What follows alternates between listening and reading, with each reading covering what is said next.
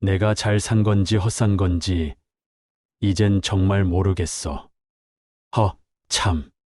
전화기 한번 울리지를 않네. 참 바쁘게도 살았는데 자식들 다 키워놓고 이 나이 먹도록 뭘 한 건지. 혹시 남의 이야기 같지 않다고 느끼셨나요? 65세가 되어서야 비로소 깨닫게 되는 것들이 있습니다. 평생을 바쳐 쌓아 올렸다고 생각했던 성공의 탑이 사실은 텅 비어 있었다는 충격적인 진실 말입니다. 우리는 돈, 집, 자식의 성공을 인생의 훈장처럼 여겨왔습니다. 하지만 그것들이 우리의 마지막을 결코 채워주지 못한다는 것을 너무 늦게야 알게 됩니다. 오늘 저는 이 6가지 중 한 가지마저도 없다면 우리 인생은 어쩌면 헛산 것일지도 모른다는 다소 자극적인 주제로 이야기를 시작하려 합니다. 이것은 남에게 보여주기 위한 성공이 아니라 내 영혼이 텅 비지 않았다는 것을 증명하는 삶의 마지막 성적표와도 같습니다. 그렇다면 당신의 인생이 결코 헛되지 않았다는 것을 증명해줄 첫 번째 기준은 무엇일까요? 그것은 당신의 손에 들린 전화기에서부터 시작됩니다. 우리의 손에 들린 이 차가운 기계 덩어리, 전화기는 어쩌면 노년의 삶을 비추는 가장 정직한 거울일지도 모릅니다. 그것이 하루 종일 침묵을 지키는지 아니면 따뜻한 목소리로 우리를 깨우는지에 따라 우리 인생의 온도가 결정되기 때문입니다. 당신의 인생이 헛되지 않았다는 첫 번째 기준은 바로 이것입니다. 당신의 인생이라는 바다에 여전히 당신을 위해 불을 밝혀주는 등대 같은 사람이 한 명이라도 있는가? 내가 길을 잃고 외로움의 안개 속을 헤맬 때 그저 목소리를 듣는 것만으로도 내가 혼자가 아니구나 하는 안도감을 주는 그런 사람 말입니다. 많은 연구들이 보여주듯 노년의 건강과 행복은 통장의 잔고보다 마음을 나눌 수 있는 관계의 수에 더 크게 좌우된다고 합니다.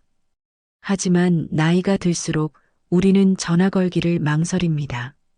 내 신세 한탄이 자식에게 짐이 될까봐, 내 외로움이 친구에게 부담이 될까봐 우리는 차라리 침묵을 택합니다. 그렇게 한 번, 두 번 망설이다 보면 휴대폰 속 수많은 이름들은 더 이상 연결된 인연이 아니라 지나간 세월의 흔적으로만 남게 됩니다.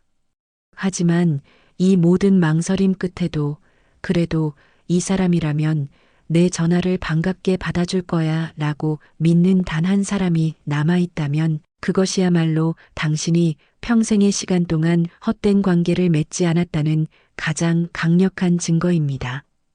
그것은 당신이 누군가에게 필요할 때만 찾는 사람이 아니라 언제나 그리운 사람으로 마음속에 자리 잡고 있다는 뜻이기 때문입니다. 그 한 사람의 존재가 당신의 삶이 결코 헛되지 않았음을 증명하는 첫 번째 훈장입니다. 오늘 당신의 등대는 여전히 불을 밝히고 있는지 조용히 확인해 보십시오. 그리고 만약 불빛이 희미해졌다고 느낀다면 먼저 다가가 안부를 묻는 것으로 그 등대의 기름을 채워주는 것은 어떨까요? 잘 지내지? 그 짧은 한마디가 칠흑 같던 노년의 밤바다를 환하게 밝혀줄 수 있습니다. 이렇게 세상과 나를 잇는 등대의 불빛을 확인했다면 이제는 내 안에 꺼져가는 불씨를 되살릴 차례입니다. 당신의 인생이 헛되지 않았다는 두 번째 기준은 화려한 진수성찬이 아닌 소박한 밥상 위에서 발견할 수 있습니다. 두 번째 기준, 그것은 바로 하루 한 끼라도 밥이 맛있게 느껴지는가 하는 것입니다. 너무나 사소하고 당연하게 들리실지 모릅니다. 하지만 우리 나이가 되면 이 밥 한 숟갈의 무게는 결코 가볍지 않습니다. 그것은 단순히 배를 채우는 행위를 넘어 내가 여전히 삶을 사랑하고 있는지를 알려주는 가장 정직한 신호이기 때문입니다. 올해 74이 되신 한 어머님은 남편을 떠나보낸 후 5년 동안 밥이 밥 같지 않은 날들을 보내셨다고 합니다. 함께 마주 앉아 이 김치가 참 맛있다. 칭찬해주던 사람이 사라진 식탁은 그저 텅 빈 공간일 뿐이었습니다. 자식들은 다 출가하고 이제 집안에서 구수한 밥 냄새가 나는 날도 드물어졌습니다. 어느 날 저녁 찬장에서 라면 하나를 꺼내 물을 끓이다가 문득 서러움이 북받쳐 올랐다고 합니다. 내가 평생을 바쳐 가족들 밥상 차려 먹였는데 이제 내 밥 하나 챙겨 먹는 게 이렇게 힘들고 처량하구나. 그날 이후로 식사는 허기를 채우는 최소한의 행위가 되었고 음식은 맛을 잃은 연료처럼 느껴졌습니다.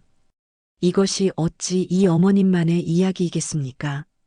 입맛이 없다는 말, 젊을 때는 그저 투정이었지만 이 나이가 되니 정말 가슴에 와닿는다는 분들이 많습니다.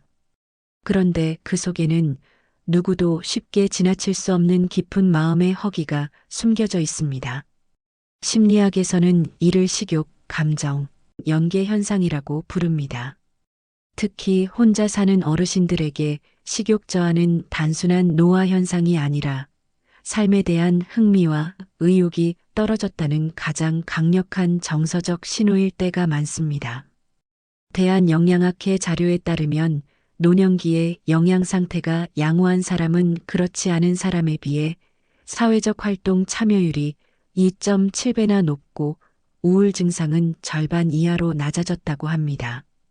즉, 밥을 잘 챙겨 먹는 작은 행위가 우리를 집 밖으로 나가게 하고 사람들과 어울리게 하며 마음의 병까지 막아주는 연쇄 효과를 일으킨다는 것입니다. 또한 뇌과학자들은 입맛이 살아있다는 것은 뇌의 즐거움 회로가 여전히 활발하게 작동하고 있다는 증거이며 이는 기억력과 감정 조절 능력에도 긍정적인 영향을 준다고 말합니다. 고대 로마의 철학자 세네카는 이렇게 말했습니다. 단순한 식사는 생존을 위한 것이지만 그 안의 기쁨은 삶을 위한 것이다. 그렇습니다. 밥 한 그릇을 앞에 두고 맛있다고 느낄 수 있는 그 감각이야말로 우리가 여전히 삶을 즐기고 살아갈 이유를 찾고 있다는 가장 확실한 증거입니다. 그렇다면 이 꺼져버린 입맛과 삶의 의욕을 어떻게 되찾을 수 있을까요? 거창한 요리를 할 필요는 없습니다. 오늘 저녁 찬장에서 가장 아끼는 그릇 하나를 꺼내 보십시오. 시장에서 사온 작은 생선 한 토막이라도 그 위에 정성껏 올려보십시오. 그것은 나 자신을 가장 귀한 손님으로 대접하는 예식입니다. 그리고 한 숟갈 입에 넣고 조용히 음미하며 소리내어 말해보십시오. 아, 고소하다. 참 맛있다. 이 작은 감탄사는 무미건조했던 나의 하루의 색깔을 입히고 내가 살아있음을 확인하는 가장 아름다운 주문이 될 것입니다. 서울대학교 노년연구소의 조사에 따르면 하루 세 끼를 규칙적으로 챙겨 먹는 70세 이상 고령자는 그렇지 않은 사람에 비해 삶의 만족도가 34% 이상 더 높고 자기 자신을 신뢰하는 힘은 42%나 더 높다고 합니다. 나를 위해 밥상을 차리는 그 행위 자체가 나를 소중히 여기는 태도이기 때문입니다. 이렇게 나를 위해 차린 따뜻한 밥상으로 내 안의 생명력을 일깨웠다면 이제 그 온기를 나와 함께 나눌 사람이 필요합니다. 헛되지 않은 인생의 세 번째 기준은 혼자 차린 밥상 앞이 아니라 누군가와 마주 앉은 웃음 속에서 찾을 수 있습니다. 세 번째 기준은 바로 내가 웃을 때 나를 보며 함께 웃어주는 사람이 곁에 있는가 하는 것입니다. 올해 76이 되신 한 어르신은 아내를 먼저 떠나보낸 후 가장 힘든 순간이 언제였냐는 물음에 이렇게 답하셨습니다. 텔레비전에서 재미있는 장면이 나와서 나도 모르게 허허하고 웃었을 때라오. 내 웃음소리가 텅 빈 거실에 혼자 울려 퍼지는데 그 순간 웃음이 뚝 그치면서 심장이 쿵 내려앉더이다. 웃음소리 뒤에 따라오는 그 적막함이 혼자라는 사실을 가장 아프게 깨닫게 하더군요. 그렇습니다. 사람은 누군가와 함께 웃을 수 있을 때 비로소 외롭지 않다고 느낍니다. 나이 들면 웃음이 줄어드는 것은 당연합니다. 몸도 예전 같지 않고 가슴 뛰는 새로운 일도 잘 생기지 않으니까요. 하지만 더 큰 이유는 같이 웃어줄 사람이 줄어들었기 때문입니다. 혼자 웃고 나서 괜히 머쓱해지는 순간. 그럴 때 내가 웃으니까 이유도 모르고 따라 웃어주는 사람이 단 한 명이라도 곁에 있다면 그 인생은 결코 헛산 인생이 아닙니다. 정서 심리학에서는 이를 공동정서 반응이라고 부릅니다. 누군가가 나의 감정에 함께 반응해 줄 때 그 사람과의 관계는 단단해지고 내가 살아있다는 실존감도 커진다는 것입니다. 미국 버클리 대학의 연구에 따르면 웃음을 함께 나눈 사람과의 관계는 스트레스를 절반으로 줄이고 고립감을 최대 68%까지 낮춘다고 합니다. 또한 웃음은 단순한 기분 반응이 아니라 우리 몸의 면역 체계와 혈압, 심장 박동, 그리고 통증 완화에까지 직접적인 영향을 미치는 강력한 치료제입니다. 노벨상 수상자인 프랑스와 자코브는 노년의 웃음을 나누는 능력은 면역력보다 더 큰 생명력의 지표다라고 말했습니다. 우리가 함께 웃을 수 있다는 것은 그냥 감정을 나누는 것이 아니라 서로에게 건강과 생명을 선물하는 것과 같습니다. 하지만 나이가 들수록 웃을 일은 점점 줄어든다고들 말합니다. 그렇다면 우리는 그저 웃음이 사라진 세월을 받아들여야만 할까요? 그렇지 않습니다. 지혜로운 노년은 웃음을 기다리는 것이 아니라 웃음을 만드는 시간입니다. 가까운 친구에게 전화를 걸어 젊은 시절에 엉뚱했던 실수를 이야기하며 함께 웃어보는 것은 어떨까요? 손주에게 전화를 걸어 요즘 아이들만 아는 우스갯소리 하나를 가르쳐 달라고 청해보는 것은 어떨까요? 억지로라도 입꼬리를 올리고 거울 속 나에게 미소 지어보는 것부터 시작해도 좋습니다. 이렇게 누군가와 함께 웃으며 마음의 온기를 나누었다면 이제 그 에너지를 가지고 내 하루를 직접 만들어갈 차례입니다. 헛되지 않은 인생의 네 번째 기준은 더 이상 누군가를 기다리는 시간이 아닌 나 자신을 위해 바쁘게 움직이는 시간 속에서 찾을 수 있습니다. 네 번째 기준은 자식보다 내 하루가 더 바쁜가 하는 다소 도발적인 질문 속에 있습니다. 강원도 원주에 사시는 72세 박말순 어르신은 요즘 하루가 24시간으로도 부족하다고 말씀하십니다. 새벽에는 텃밭을 가꾸고 오전에는 경로당 요가 수업에 점심 후에는 도서관 봉사활동, 저녁에는 수채화 교실까지 그 바쁜 와중에 아들에게서 전화가 걸려오자 어르신은 웃으며 이렇게 말했답니다. 바빠서 내 전화도 못 받을 뻔했다. 전화를 끊고 어르신은 마음속으로 중얼거렸다고 합니다. 이 나이에 내가 나를 위해 바쁘다니 참 좋은 인생이다. 우리 세대는 평생을 가족을 위해, 자식을 위해 바쁘게 살아왔습니다. 막상 그 모든 역할에서 은퇴하고 나만 남았을 때 우리는 무엇을 해야 할지 몰라 망연자실할 때가 많습니다. 할 일이 없으면 생각이 많아지고 생각이 많아지면 몸은 더 무거워집니다. 노년기 심리학에서는 바로 이 주도성을 잃어버리는 것을 가장 위험한 신호로 봅니다. 누가 시켜서 하는 일이 아니라 내가 좋아서 하는 일, 내 의지로 채워나가는 나만의 시간표가 있는가.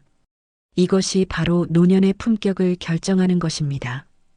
국제노년학회 보고서에 따르면 자신만의 명확한 일정을 가진 70세 이상 노인은 그렇지 않은 노인보다 우울증 발생률이 47%나 낮았다고 합니다. 철학자 알랭 드 보통 역시 의미 있는 바쁨은 노년을 가장 우아하게 만든다고 말했습니다. 이것은 단순히 바쁜 것이 좋은 것이 아니라 내 삶의 운전대를 내가 직접 쥐고 있다는 통제감과 자존감이 우리를 얼마나 건강하게 만드는지를 보여줍니다. 어렵게 생각할 필요 없습니다. 아침 산책 30분, 동네 슈퍼 다녀오기, 이웃과 점심 약속 잡기. 이렇게 작고 사소한 일이라도 내가 정한 시간표대로 움직인다는 것 자체가 굉장한 성취감을 줍니다. 보건복지부의 2023년 고령자 실태 조사에 따르면 주간 활동 시간이 6시간 이상인 노인 집단은 하루 3시간 미만인 집단보다 삶의 만족도가 52% 이상 높았다고 합니다. 자식보다 내가 더 바쁘다는 말은 내 삶의 주인이 바로 나 자신이라는 가장 큰 증거입니다. 이렇게 오늘 하루를 충실하게 살아내는 사람만이 가질 수 있는 특별한 것이 있습니다.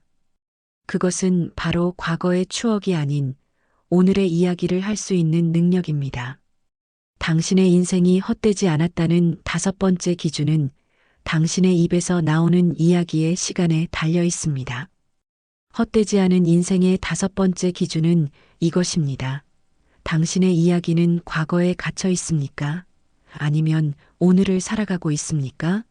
이것은 단순한 대화 습관의 문제가 아니라 우리의 영혼이 여전히 현재에 발을 딛고 있는지를 묻는 가장 중요한 질문입니다.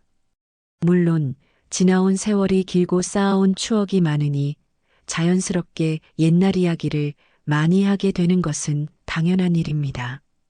과거는 우리의 정체성을 만들어준 소중한 자산이니까요. 하지만 진짜 문제는 우리의 모든 이야기가 과거에만 머물러 있을 때 발생합니다. 마치 지금은 살고 있지 않은 사람처럼 오늘의 날씨, 오늘의 감정, 오늘의 작은 사건에 대해 할 말이 없는 상태, 그것은 우리의 삶이 더 이상 앞으로 나아가지 않고 박물관에 전시된 유물처럼 멈춰버렸다는 신호일 수 있습니다. 심리학에서는 과거의 기억에 머무르지 않고 지금 이 순간을 인식하고 반응하는 힘을 현재화 능력이라고 부릅니다. 이 능력이 높은 노년층일수록 정서적 안정감과 삶의 만족도가 높게 나타납니다. 한 심리학자는 말했습니다. 과거는 정체성을 만들고 현재는 생기를 유지하며 미래는 의미를 구성한다고요. 즉, 지금을 사는 사람만이 현재의 행복을 느낄 수 있다는 뜻입니다. 실제로 서울대학교 노년심리센터 연구에 따르면 일상 대화에서 현재형 표현이 많은 시니어는 우울감과 치매 위험이 현저히 낮았으며 사회적 연결망도 더 활발했습니다. 75세 최영자 어르신의 변화는 우리에게 큰 영감을 줍니다. 예전에 그녀는 친구들을 만나면 늘 젊은 시절 이야기, 아이들이 어릴 적 이야기만 되풀이했다고 합니다. 그런데 요즘은 다릅니다. 오늘 텃밭에 상추를 땄는데 아주 연하고 맛있더라. 어제 복지관에서 새로운 친구를 사귀었어. 와 같이 바로 오늘 있었던 생생한 이야기를 나눕니다. 그녀는 말합니다. 예전엔 앨범 속 추억을 꺼내보며 살았는데 지금은 카메라로 오늘의 추억을 만들며 살아요. 이 한마디에 바로 과거에 사는 삶과 현재를 사는 삶의 결정적인 차이가 담겨 있습니다. 이처럼 당신의 인생이 헛되지 않았다는 5번째 기준은 바로 당신의 대화가 오늘을 담고 있는가에 달려 있습니다.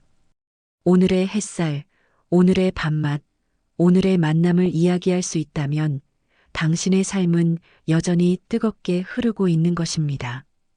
이렇게 살아있는 오늘 하루를 보낸 뒤 우리는 하루의 끝에서 마지막 6번째 기준과 마주하게 됩니다.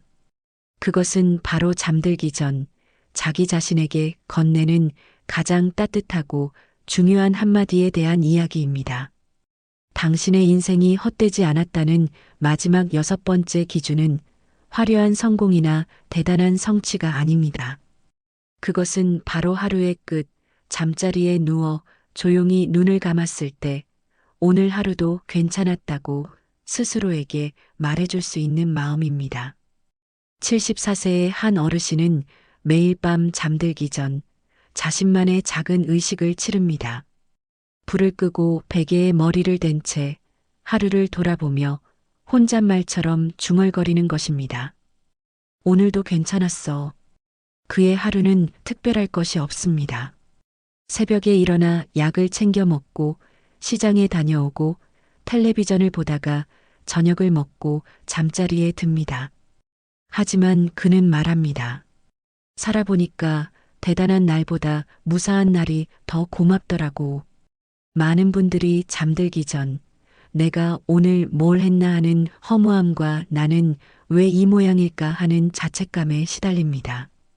하루의 끝을 자기 자신에 대한 혹독한 평가로 마무리하기 때문입니다. 하지만 지혜로운 노년은 더 이상 자신을 평가하지 않습니다. 그저 수용할 뿐입니다. 심리학에서는 이를 자기 수용이라고 부릅니다. 특별한 무언가를 이루지 않아도 남과 비교하여 초라해지지 않아도 그저 오늘 하루를 무사히 살아낸 나 자신을 괜찮다고 안아주는 힘. 이 힘이야말로 노년의 삶을 가장 단단하게 지탱하는 기둥입니다.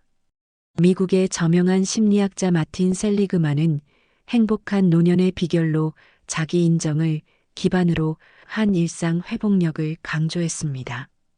또한 서울대 연구에 따르면 잠들기 전 하루를 긍정적으로 회상하는 습관만으로도 우울증 발병률이 54%나 낮아지고 수면의 질까지 좋아진다고 합니다.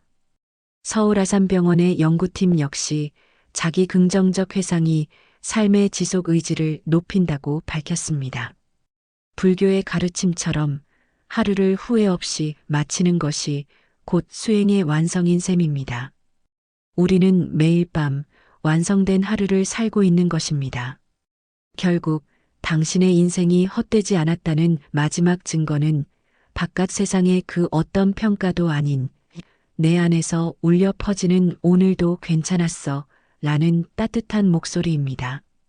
이 목소리를 들을 수 있다면 당신은 이미 성공한 인생을 사신 분입니다. 지금까지 우리는 인생의 후반전에서 길을 잃지 않게 해주는 6개의 빛나는 별들에 대해 이야기했습니다. 이제 마지막으로 이 별들을 가슴에 품고 우리의 남은 길을 어떻게 걸어가야 할지 그 마지막 지혜를 함께 나누어 보겠습니다. 오늘 우리는 70세 이후 당신이 잘 살아오셨다는 것을 증명하는 6가지 기준을 함께 살펴보았습니다. 전화하면 반가워할 사람이 있고 하루 한 끼 밥이 맛있게 느껴지며 내가 웃을 때 함께 웃어주는 이가 곁에 있고 자식보다 내 하루가 더 바쁘고 과거보다 오늘의 이야기를 더 많이 하며 잠들기 전 오늘도 괜찮았다고 스스로를 다독일 수 있다면 이 6가지 중 단 하나라도 당신 곁에 있다면 그 삶은 분명 잘 살아온 삶입니다. 하지만 혹시라도 이 기준들 앞에서 나는 해당되는 것이 하나도 없구나 하며 마음 한편이 쓸쓸해지신 분이 계시다면 그 마음 또한 소중히 안아드리고 싶습니다. 괜찮습니다. 남보다 조금 늦어도 괜찮고 지금은 잠시 잃어버렸어도 괜찮습니다. 70년 넘게 걸어온 당신의 길은 결코 헛되지 않았습니다.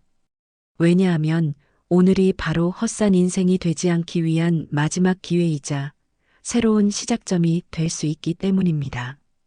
지금부터 이 6가지를 하나씩 다시 만들어가는 것은 결코 불가능한 일이 아닙니다.